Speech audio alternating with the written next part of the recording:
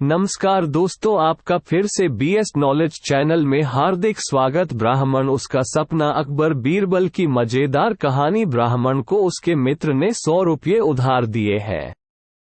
प्रातः नींद खुलने पर वह उस स्वप्न के बारे में सोचने लगा। वो सोचने लगा कि इस स्वप्न का अच्छा या बुरा फल क्या होगा। बाद में उसने अपने मित्रों और करीबियों को स्वप्न के बारे में बताया। धीरे धीरे ये खबर फैल गई। जब इस संबंध में उस मित्र को ज्ञात हुआ जिससे ब्राह्मण को स्वप्न में रुपये मिले थे, तो उसके मन में लालच उत्पन्न हो गया। उसने सोचा कि किसी तरह ब्राह्मण से रुपये ऐंठना चाहिए। वह फौरन ब्राह्मण के पास पहुंचा और उससे वह 100 रुपये मांगने लगा जो उसने उसे स्वप्न में दिए थे। पहले तो ब्राह्मण को लगा कि उसका मित्र उससे हंसी ठिठोली कर रहा है, किंतु जब वह बार बार गंभीरतापूर्वक अपने पैसे मांगने लगा तो ब्राह्मण बोला, मित्र, वो रुपये तो मैंने तुमसे स्वप्न में लिए थे, यथार्थ में नहीं। चाहे कहीं भी लिए हों, सच ये है कि तुमने आवश्यकता पड़ने पर मुझसे रुपये लिए थे। अब मुझे आवश्यकता है, इसलिए तुम मुझे वो रुपये वापस कर दो। मित्र क्रोधित होकर बोला, ब्राह्मण बेचारा दिन भर परिश्रम करके किसी तरह अपना गुजारा चलाता था। उसके पास फूटी कौड़ी भी नहीं थी। वह कहां से 100 रुपये देता? उसने मना किया तो दगाबाज मित्र हाथापाई पर उतर आया।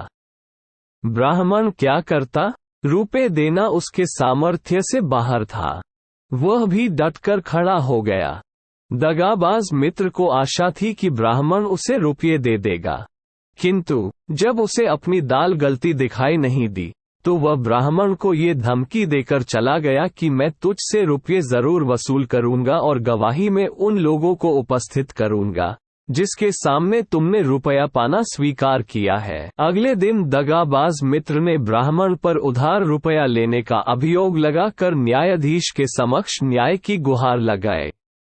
न्यायाधीश ने दोनों पक्षों की बात सुनी, किंतु कोई निर्णय न ले सके।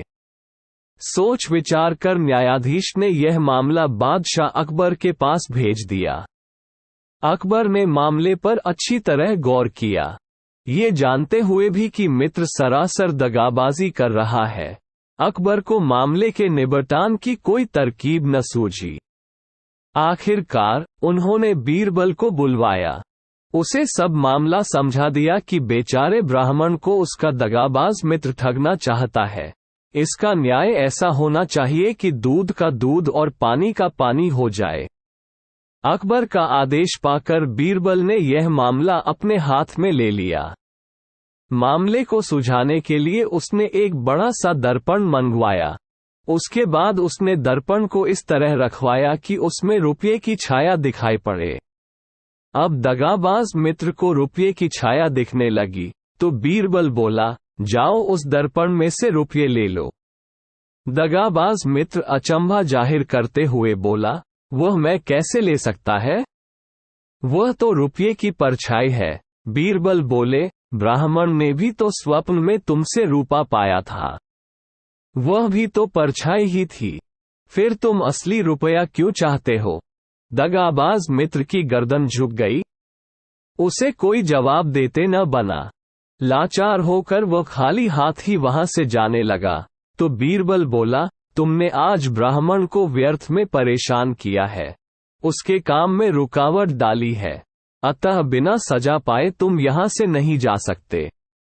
तुम्हें जुर्माने में 100 रुपये ब्राह्मण को देने पड़ेंगे। दगाबाज मित्र को मजबूरन 100 रुपये गरीब ब्राह्मण को हर्जाने के रूप में देने पड़े। इस तरह उसे अपनी करनी का फल भोगना पड़ा। ब्राह्मण हंसी खुशी अपने घर वापस आ गया। दोस्तों, आशा है आपको ये the Brahmin's dream Akbar Birbal story in Hindi पसंद आई होगी। ब्राह्मण का सपना अकबर बीरबल की कहानी को आप लाइक कर सकते हैं और अपने फ्रेंड्स के साथ शेयर भी कर सकते हैं। मजेदार अकबर बीरबल की कहानी पढ़ने के लिए हमें सब्सक्राइब जरूर कीजिए। थैंक्स।